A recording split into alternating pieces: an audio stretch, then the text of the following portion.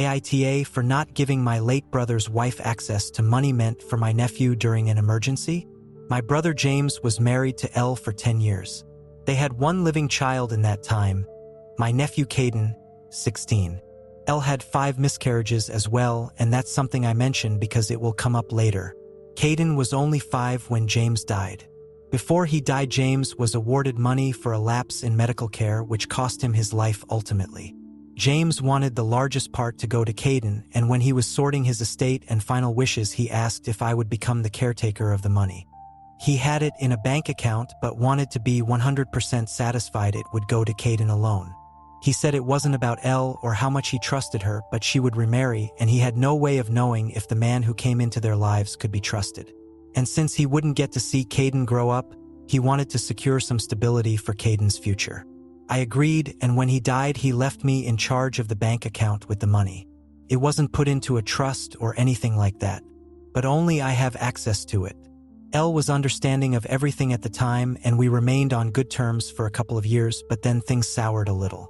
It was unrelated to the money, but she had started dating someone, and when I met him, I felt something was off about him.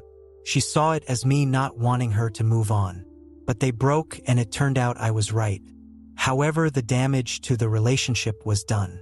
We were civil for Caden's sake after that. Elle did remarry a few years ago. Her husband has children of his own, and this is where the point of the post comes in. One of Elle's stepchildren was involved in a near-fatal accident in December while with her maternal grandparents. Elle and her husband were trying to get to her because she was out of the country, and Elle contacted me to say she needed some of Caden's money so they could go there. She told me she wasn't sure how much in total she'd need by the time everything was sorted, but she knew there would be enough to cover everything and still leave Caden with money. I told her the money was for Caden and Caden alone, and I wasn't giving her any of it. That I was sorry for what they were going through, but the money needed to come from somewhere else. I spoke to Caden the same day, and he asked me not to give any of the money up if asked again. He said he knew his mom was going to keep asking if they didn't get money from anywhere else. I promised Caden I'd keep the money safe. I was asked again a number of times. Eventually, the money did come from somewhere else. But Elle and her husband ended up taking on debt because of her stepdaughter's accident.